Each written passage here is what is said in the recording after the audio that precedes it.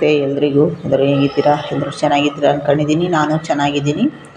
ಎಲ್ಲಿಗೆ ಹೋಗ್ತಾ ಇದ್ದೀವಿ ಅಂದರೆ, ಇವತ್ತು ನಾನು ಅಕ್ಕ ಇಬ್ಬರು ಘಾಟಿಗೆ ಹೋಗ್ತಾ ಇದ್ದೀವಿ. ಬಸ್ಸಲ್ಲಿ ಕೂತಿದ್ದೀವಿ.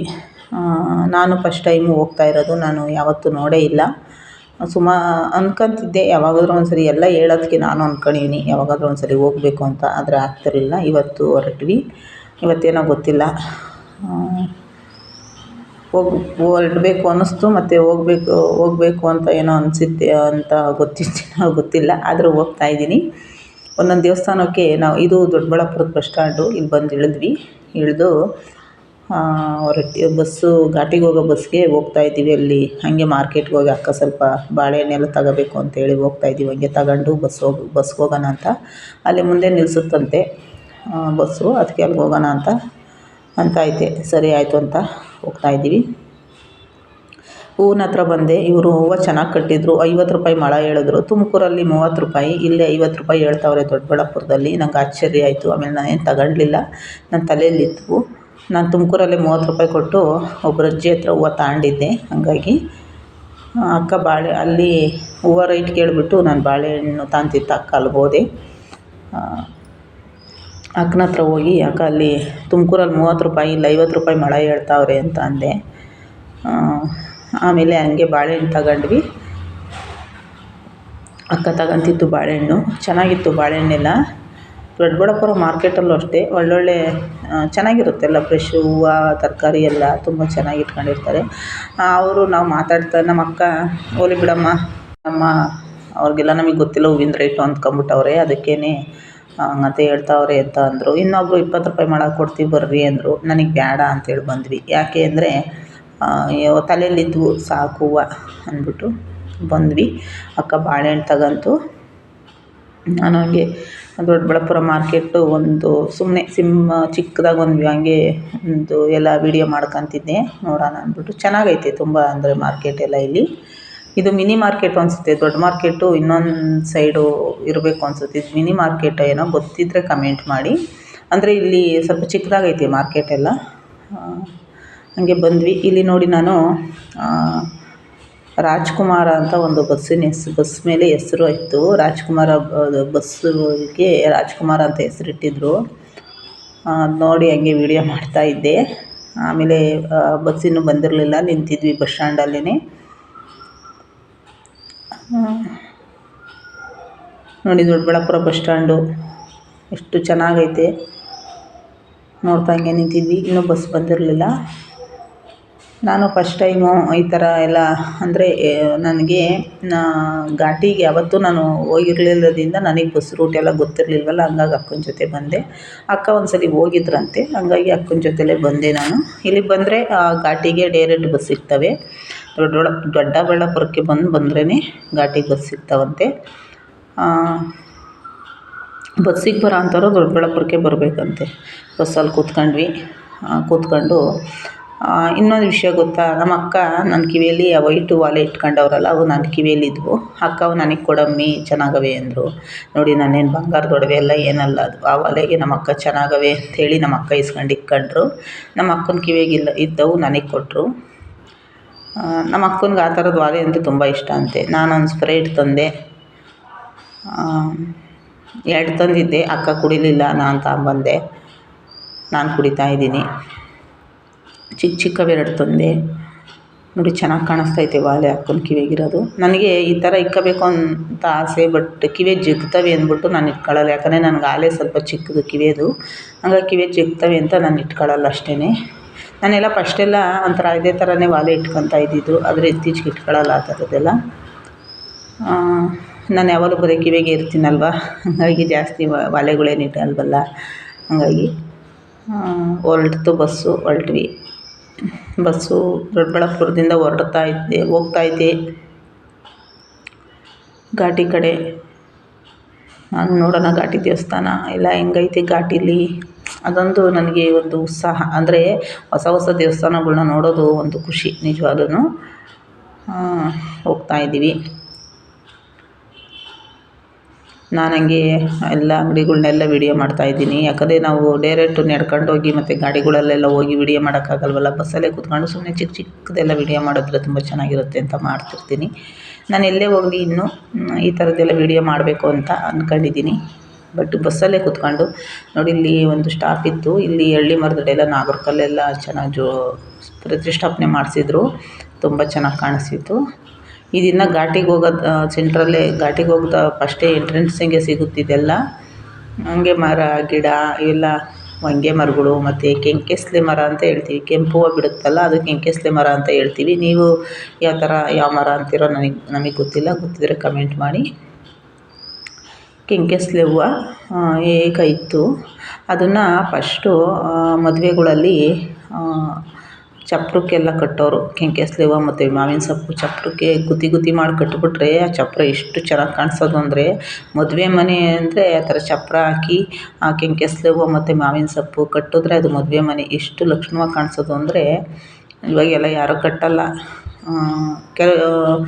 ಅದನ್ನು ಕಟ್ಟಿದ್ರೆ ತುಂಬ ಚೆನ್ನಾಗಿ ಕಾಣಿಸುತ್ತೆ ಚಪ್ರ ಎಲ್ಲ.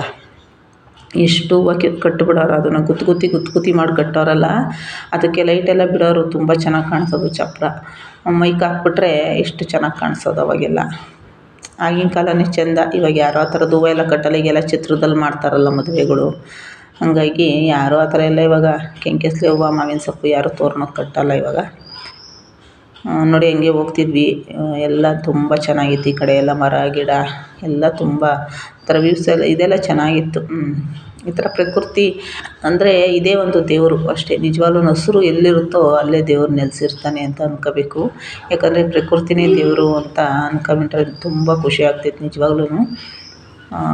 ಈ ಥರ ಎಲ್ಲ ನೋಡೋದು ತುಂಬ ಒಂದು ಗಾಳಿ ಅಂತೂ ಎಷ್ಟು ಚೆನ್ನಾಗಿ ಬೀಸ್ತಿತ್ತು. ನಮಗಂತೂ ಸೆಕೆಯೇ ಆಗಲಿಲ್ಲ ಬಸ್ಸಲ್ಲಿ, ಅಷ್ಟು ಗಾಳಿ ಬರ್ತಿತ್ತು. ನಾನು ಹಂಗೆ ನೋಡ್ಕೊಂಡು ಹೋಗ್ತಿದ್ದೆ. ವಿಡಿಯೋನೂ ಮಾಡ್ಕೊಂಡು ಹೋಗ್ತಾಯಿದ್ದೀನಿ ಹಂಗೆ ನೋಡೋಣ. ನಾನೆಲ್ಲರೂ ಬಸ್ಸಿಗೆ ಹೋದರೆ ಜಾಸ್ತಿ ನಿದ್ದೆ ಮಾಡೋಕ್ಕೆ ಹೋಗಲ್ಲ. ಯಾಕಂದರೆ ಎಲ್ಲ ಸುತ್ತಲೂ ನೋಡ್ತಾ ಇರ್ತೀನಿ. ಮರ ಅದು ಇದು ಎಲ್ಲ ಅಂಗಡಿಗಳು ರೂಟ್ಗಳೆಲ್ಲ ನೋಡ್ಕೊತಾ ಇರ್ತೀನಿ. ಹಂಗಾಗಿ ಘಾಟಿಗೆ ಬಂದು ಇಳಿದ್ವಿ. ಇಲ್ಲಿ ಘಾಟಿ ಅಂದರೆ ಇದು ಒಂಥರ ಎತ್ತರನೇ ಅಲ್ಲ, ಕೆಳಗಡೆ ಹೋಯ್ತು ಬಸ್ಸು. ಇದು ಮೇಲ್ಗಡೆ ಇರೋದು ದೇವಸ್ಥಾನ, ಬಸ್ ಸ್ಟಾಪು ಕೆಳಗಡೆ ಇರೋದು. ಬಂದ್ವಿ, ಘಾಟಿಗೆ ಹೋಗ್ತಾಯಿದ್ದೀನಿ ನಡ್ಕೊಂಡು. ಅಕ್ಕ ಮುಂದೆ ಹೋಗ್ತಾವ್ರೆ, ಅಕ್ಕ ಮುಂದೆ ಅಕ್ಕ, ಹಿಂದೆ ನಾನು. ಅಕ್ಕನ ಹಿಂದೆ ನಾನು ಹೋಗ್ತಾಯಿದ್ದೀನಿ. ಬಂದ್ವಿ. ನೋಡಿ ಇಲ್ಲಿ ನಾನು ನಿಂತ್ಕೊಂಡು ಹಂಗೆ ವೀಡಿಯೋ ಮಾಡ್ತಾಯಿದ್ದೀನಿ. ಇದು ದೇವಸ್ಥಾನ ಮುಂದೆಗಡೆ ಇರೋದು. ಕೆಳಗಡೆ ಬಸ್ ಸ್ಟ್ಯಾಂಡ್ ಹತ್ರ ನೋಡಿ ಬಸ್ಸಲ್ಲಿ ನಿಂತೈತೆ. ದರ್ಶನ ಜಾಸ್ತಿ ಎಲ್ಲ ರಶ್ ಇದ್ದಾಗ ಈ ಕಂಬಿ ಒಳಗಡೆ ಏನೋ ಬಿಡ್ತಾರಂತೆ. ಇವಾಗ ರಶ್ ಇಲ್ವಲ್ಲ, ಇವತ್ತು ಬುಧವಾರ, ಹಂಗಾಗಿ ರಶ್ ಇಲ್ವಲ್ಲ, ಎಲ್ಲ ಕಮ್ಮಿ ಇದ್ದರು ಜನ. ನಾನು ಹಂಗೆ ಮುಂದೆಗಡೆ ಎಲ್ಲ ನಿಂತ್ಕೊಂಡು ಎಲ್ಲ ಹಂಗೆ ನೀಟಾಗಿ ವೀಡಿಯೋ ಮಾಡ್ತಿದ್ದೆ. ಅಲ್ಲೆಲ್ಲ ನಾಗರಕಲ್ಲು ಎಲ್ಲ ಇತ್ತು, ಅದೆಲ್ಲ ವೀಡಿಯೋ ಮಾಡ್ತಾಯಿದ್ದೀನಿ. ಇದೆಲ್ಲ ಒಂದು ವೀಡಿಯೋ ಮಾಡಿದ್ರೇನೋ ಒಂದು ಖುಷಿ. ನೋಡಿ ಹೋಗ್ತಾಯಿದ್ದೀವಿ ಮೇಲ್ಗಡೆ. ಇಲ್ಲಿ ಚಪ್ಪಲಿ ಸ್ಟ್ಯಾಂಡು ಇಲ್ಲಿ ಮುಂದೆ ಐತೆ, ಬಾರಮ್ಮ ಅಲ್ಲೇ ಬಿಡೋಣ ಅಂತ ಅಕ್ಕ ಅಂದರು. ಸರಿ ಆಯಿತು ಅಂತ ನಾನು ನೋಡಿಲ್ವಲ್ಲ, ನೋಡೋಣ ಅಕ್ಕನ ಜೊತೆ ಹೋಗೋಣ ಅಂತ ಹೋಗ್ತಾಯಿದ್ದೀನಿ. ನೋಡಿ ಕಡಲೆಪುರಿ ಪ್ರತಿಯೊಂದು ಸಿಗುತ್ತೆ. ಎಲ್ಲ ದೇವಸ್ಥಾನದಲ್ಲೂ ಅಷ್ಟೇ. ನಾನು ಸುಮಾರು ದೇವಸ್ಥಾನಗಳ್ನೆಲ್ಲ ನೋಡಿದ್ದೀನಿ. ಯಾವುದೇ ದೇವಸ್ಥಾನಕ್ಕೆ ಹೋಗು, ಒಂದು ದೇವಸ್ಥಾನದವನ ಒಂದು ವ್ಯಾಪಾರ ಇಲ್ದಂಗಿಲ್ಲ. ಎಲ್ಲೋದ್ರೂ ವ್ಯಾಪಾರದವ್ರು ಇಟ್ಕೊಂಡೇ ಇರ್ತಾರೆ, ಎಲ್ಲೋದ್ರೂ ಮಾರ್ತಾನೇ ಇರ್ತಾರೆ. ಇಲ್ಲಿ ಸುಮಾರು ಜನ ಕನ್ನಡನೇ ಬರೋಲ್ಲ, ಎಲ್ಲ ತೆಲುಗಲ್ಲೇ ಮಾತಾಡಿಸ್ತಾರೆ. ನಮಗೆ ತೆಲುಗು ಬರಲ್ವಲ್ಲ, ಹಂಗಾಗಿ ಅಂಗಡಿಯವರು ಎಲ್ಲರೂ ಅಷ್ಟೇ ತೆಲುಗಲ್ಲೇ ಏನೇನೋ ಮಾತಾಡ್ತಾರೆ.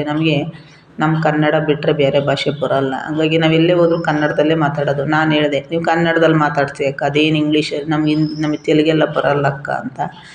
ನಿಜ, ನಾವು ಇಡೀ ನಮ್ಮ ಕರ್ನಾಟಕದಲ್ಲಿ ಯಾವುದೇ ದೇವಸ್ಥಾನಕ್ಕೆ ಹೋದ್ರೂ ನಾವು ಕನ್ನಡದಲ್ಲೇ ಮಾತಾಡೋದು. ಯಾಕಪ್ಪ ಅಂದರೆ ಅವ್ರ ಭಾಷೆ ಎಲ್ಲ ನಮಗೆ ಬರೋಲ್ಲ. ಇಲ್ಲ ಆಲ್ಮೋಸ್ಟ್ ಜನ ಎಲ್ಲ ತೆಲುಗಲ್ಲಿ ಮಾತಾಡೋದೇ ಜಾಸ್ತಿ. ಯಾಕೋ ಗೊತ್ತಿಲ್ಲ, ಘಾಟಿಲೇ ಘಾಟಿ ಏನೋ ಗೊತ್ತಿಲ್ಲ. ಬಟ್ ನಾನು ಫಸ್ಟ್ ಟೈಮ್ ಹೋಗಿರೋದ್ರಿಂದ ಅಲ್ಲೂ ಅಷ್ಟೇ ತೆಲುಗಲ್ಲೇ ಮಾತಾಡ್ತಾರೆ ಎಲ್ಲರೂ. ನಾನು ಅಂದ್ಕೊತೀನಿ ಬರೀ ತೆಲುಗೇ ಜಾಸ್ತಿ ಮಾತಾಡ್ತಾರೆ ಜನಗಳು. ಇದು ದರ್ಶನಕ್ಕೆ ಒಳಗೆ ಹೋಗ್ತಾಯಿದ್ದೀವಿ. ದರ್ಶನಕ್ಕೆ ಒಳಗೆ ಹೋಗ್ತಾಯಿದ್ದೀವಿ.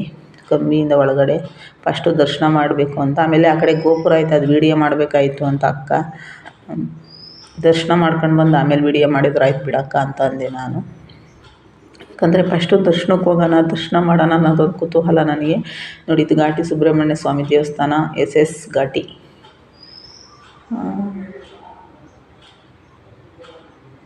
ಹೋಗ್ತಾ ಇದ್ದೀವಿ. ಇಲ್ಲಿ ಬಾಗಿಲಲ್ಲಿ ನೀರು ಎಲ್ಲ ಇದು ಮಾಡಿರ್ತಾರೆ, ಕಾಲುಗಳು ಎಲ್ಲ ತೊಳ್ಕೊಂಡು ಹೋಗೋಕ್ಕೆ. ಅದು ಒಂಥರ ಚೆನ್ನಾಗೈತೆ, ಕಾಲೆಲ್ಲ ಅದರಲ್ಲೇ ತೊಳ್ಕೊಂಡು ಹೋಗೋ ಥರ ನೀರು ಆನ್ ಮಾಡಿಬಿಟ್ಟವ್ರೆ. ಒಳಗಡೆ ಹೋಗ್ತಾ ಇದ್ದೀವಿ. ಅಕ್ಕ ಮುಂದೆ ಬ್ಯಾಗ್ ತಗ್ಲಾಕೊಂಡು ಹೋಗ್ತಾಯಿದ್ದೆ. ನಮ್ಮ ಅಕ್ಕ ಉಲ್ಟಾ ಹಾಕ್ಕೊಂಡೈತೆ ಬ್ಯಾಗ್ನ, ಉಲ್ಟಾ ಹಾಕ್ಕೊಂಬಿಟ್ಟೈತೆ ನಮ್ಮ ಅಕ್ಕ ಬ್ಯಾಗು. ಇರಲಿ ನೋಡಿದ್ದು, ಇಲ್ಲಿ ಬಂದ್ವಿ ಎಂಟ್ರೆನ್ಸಿಂಗು. ಇಲ್ಲಷ್ಟೇ ಅಂತ ವೀಡಿಯೋ ಮಾಡಬೇಕಾಗಿರೋದು, ಒಳಗಡೆ ವೀಡಿಯೋ ಮಾಡೋಂಗಿಲ್ಲ ಅಂತ ಅಕ್ಕ. ಮೊಬೈಲ್ ಕಿತ್ಕೊಂಬಿಡ್ತಾರಮ್ಮ, ವೀಡಿಯೋ ಮಾಡಬಾರ್ದು ಅಂತು. ಸರಿ ಆಯಿತು ಅಂದ್ಬಿಟ್ಟು ಮುಂದೆಗಡೆ ಎಲ್ಲ ತುಂಬ ಚೆನ್ನಾಗಿ ಕಾಣಿಸ್ತಿತ್ತು ದೇವಸ್ಥಾನ. ಅದೆಲ್ಲ ಹಿಂಗೆ ವೀಡಿಯೋ ಮಾಡ್ಕೊಂಡೆ ನಾನು. ಘಾಟಿಗೆ ನನ್ನ ಲೈಫಲ್ಲಿ ನಾನು ಫಸ್ಟ್ ಟೈಮ್ ಘಾಟಿ ನೋಡಿರೋದು. ನಾನು ಫಸ್ಟ್ ಟೈಮೇ ನೋಡ್ತಾ ಇರೋದು. ನಾನೇನು ಯಾವುದು ನೋಡೋ ಅಂಥ ದೇವಸ್ಥಾನಗಳೇ ಇಲ್ಲ. ಬಟ್ ಚಿಕ್ಕ ಚಿಕ್ಕ ದೇವಸ್ಥಾನಗಳು ನಮಗೆ ಗೊತ್ತಿರೋಂಥ ದೇವಸ್ಥಾನ ಅಷ್ಟೇ ನೋಡಿದ್ದೀನಿ, ಗೊತ್ತಿರೋದೆಲ್ಲ ನಾನು ನೋಡಿಲ್ಲ. ಇದು ಫಸ್ಟ್ ಟೈಮ್ ನಾನು ಘಾಟಿ ನೋಡಿರೋದು. ನನಗೂ ನಿಜವಾಗ್ಲೂ ತುಂಬ ಅಂದರೆ ತುಂಬ ಖುಷಿ ಆಯಿತು ಘಾಟಿಗೆ ಬಂದಿದ್ದು. ದರ್ಶನ ಮುಗಿಸ್ಕೊಂಡ್ವಿ. ದರ್ಶನ ಮುಗಿಸ್ಕೊಂಡು ಈಚೆ ಬಂದು ಅಲ್ಲಿ ಹಾಲಲ್ಲಿ ಕೂತ್ಕೊಂಡ್ವಿ. ಮುಂದೆಗಡೆ ಸ್ವಲ್ಪ ಜಾಗ ಐತೆ, ಅಲ್ಲಿ ಕೂತ್ಕೊಂಡು ಅಕ್ಕ ಪ್ರಾರ್ಥನೆ ಮಾಡ್ತಿದ್ರು. ನಾನು ಅಕ್ಕಂಗೆ ವೀಡಿಯೋ ಮಾಡ್ತಾಯಿದ್ದೆ. ನನಗಿದೆಲ್ಲ ಇದು ಇಂಟ್ರೆಸ್ಟಿಂಗು, ಅಂದರೆ ದೇವಸ್ಥಾನದ ಒಳಗಡೆ ಹೋಗೋದಿದು. ನಾವಿಲ್ಲ ಬಂದಿದ್ದು ದೇವಸ್ಥಾನದ ಒಳಗಡೆ ಹೋಗಿದ್ದು, ಮತ್ತು ಈಚೆನೇ ಹಿಂಗೆ ಬಂದ್ವಿ. ಈಚೆನೇ ಬರ್ಬೋದು, ಇಲ್ಲಾಸೆ ಹೋಗಿ ಇಲ್ಲಾಸೆ ಬರ್ಬೋದು. ಇದು ಕೆಳಗಡೆ ವಸುಕಿ ಮಂಟಪ ಅಂತ ಐತೆ. ಇಲ್ಲೂ ಕಲ್ಯಾಣಿ ಎಲ್ಲ ಐತಂತೆ. ಅಕ್ಕ ಬಾ ಅಂತೇಳಿ ಕರ್ಕೊಂಡೋದ್ರು. ಕಡ್ಡಿ ಕರ್ಪೂರ ಹಚ್ಚಿ ಬರೋಣ ಬಾರಮ್ಮ ಅಂತ. ಸರಿ ಆಯಿತು ಅಂತ ನಾನು ನೋಡೋಣ ತಡಿ ಅಂದ್ಬಿಟ್ಟು ಹೋದ್ರೆ ನಿಜವಾಗ್ಲೂ ಆಶ್ಚರ್ಯ ಆಯಿತು ನನಗೆ. ತೋರಿಸ್ತೀನಿ ಬನ್ನಿ. ನಾನು ನಿಜವಾಗ್ಲೂ ಫಸ್ಟು ಟೈಮ್ ಇಂಥವೆಲ್ಲ ನೋಡಿದಾಗ ಎಷ್ಟು ಒಂದು ಕಣ್ಣಿಗೆ ಅದ್ಭುತ ಅಂದರೆ ನಿಜವಾಗ್ಲೂ ಎಷ್ಟೋ ಸಲ ನಾನು ಇವೆಲ್ಲ ದೇವಸ್ಥಾನಗಳು ಎಲ್ಲವೇ ಹಿಂಗೆ ಅಂತೇಳಿ ಅಂದ್ಕೊಂತಿದ್ದೆ. ನಿಜವಾಗ್ಲೂ ರಿಯಲ್ಲಾಗಿ ನೋಡಿದ್ದು ನಾನು ಇವತ್ತು. ನಾನು ಈ ಥರ ಎಲ್ಲ ರಿಯಲ್ಲಾಗಿ ನಾನೊಂದು ದಿವಸನೂ ನಾನು ನೋಡೇ ಇಲ್ಲ. ಯಾಕಂದರೆ ನೀವು ಅನ್ಕೋಬೋದು ಯಾವುದೂ ನೋಡಿಲ್ಲ ಅಂತಾರೆ ಅಂತ. ನಿಜವಾಗ್ಲೂ ನೋಡಿಲ್ಲ ನಾನು. ಇದು ನಾನು ಫಸ್ಟು ಟೈಮು ನೋಡಿದ್ದು ಈ ಥರ ಎಲ್ಲ ಇರೋದು. ಆಮೇಲೆ ಅಕ್ಕ ಹೇಳಿದ್ರು, ನಿನ್ನ ಸೀರೆ ಸೆರಗು ಅದಕ್ಕೆ ತಗುಲಿಸ್ಬೇಡಮ್ಮ ಅಂದರು. ಅಂದರೆ ಹೆಣ್ಮಕ್ಳು ಬಟ್ಟೆ ಆ ನಾಗರ ಕಲ್ಲಿಗೆ ತಗುಲಿಸ್ಬಾರ್ದು, ಅಂದರೆ ದೋಷ ಅಂತಲ್ಲ ಏನೋ ಗೊತ್ತಿಲ್ಲ ನನಗೆ. ಬಟ್ ನನಗಂತೂ ಭಯ ಆಯಿತು.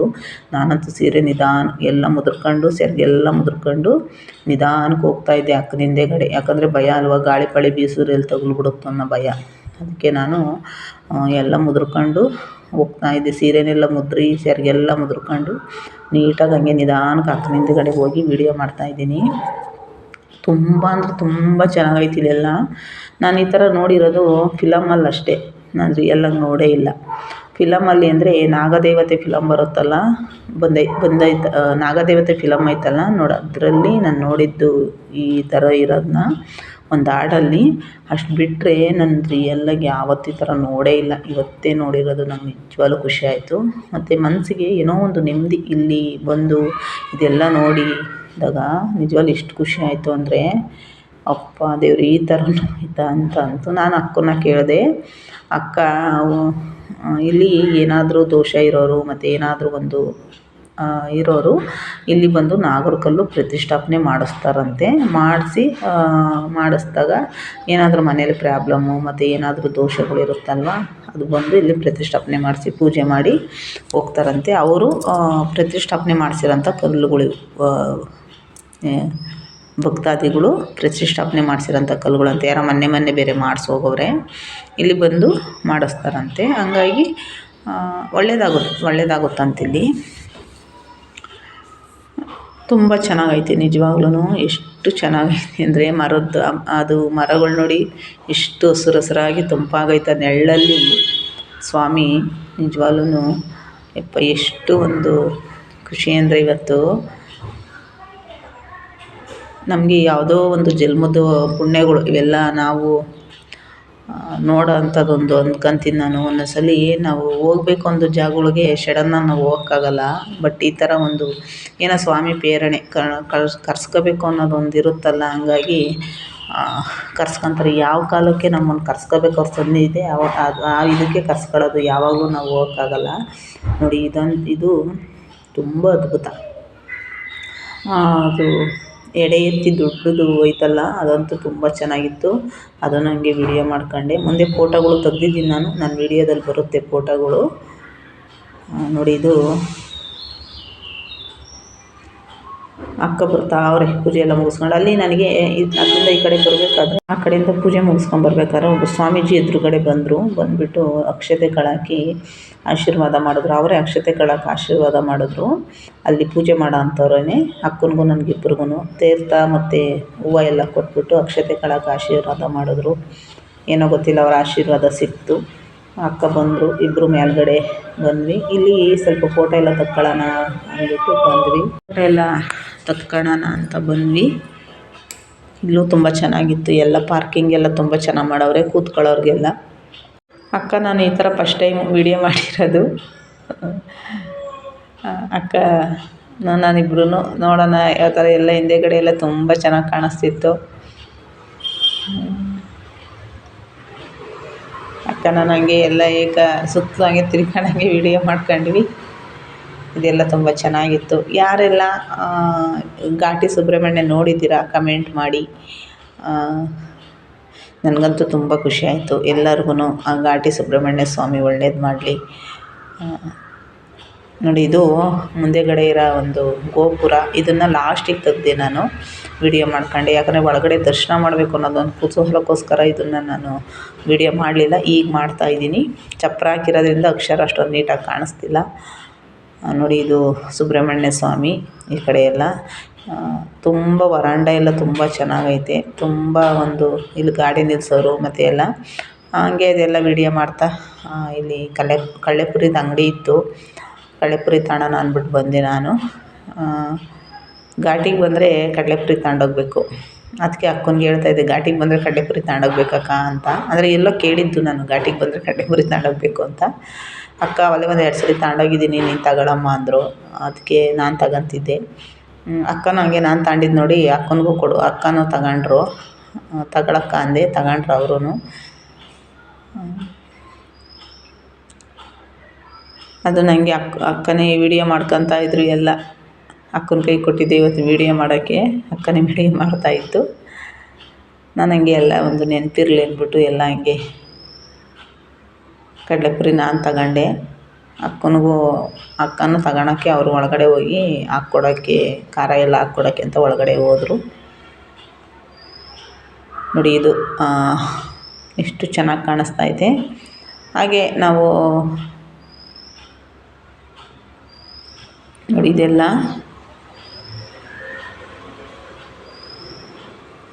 ನನ್ನ ವೀಡಿಯೋ ಯಾರೆಲ್ಲ ನೋಡ್ತೀರಾ ನಿಮಗೆಲ್ಲ ಸಬ್ಸ್ಕ್ರೈಬ್ ಮಾಡ್ಕೊಳ್ಳಿ. ಹಾಗೆ ವೀಡಿಯೋ ಇಷ್ಟ ಆದರೆ ಒಂದು ಲೈಕ್ ಮಾಡಿ. ವೀಡಿಯೋ ನೋಡಿ ಎಲ್ಲರಿಗೂ ಧನ್ಯವಾದ.